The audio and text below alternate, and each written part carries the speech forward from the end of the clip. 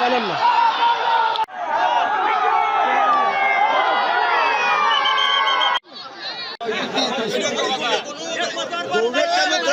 ঐতিহ্যবাহী এই খেলাটিকে নতুন করে চালু করার জন্য আমি এই বর্তমানের যুব সমাজকে ধন্যবাদ জ্ঞাপন করছি।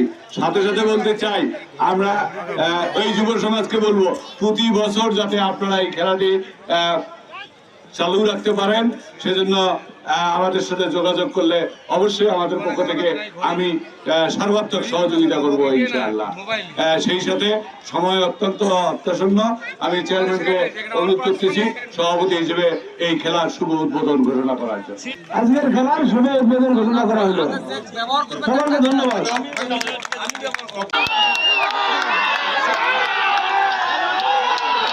ধন্যবাদ পাইলেন না।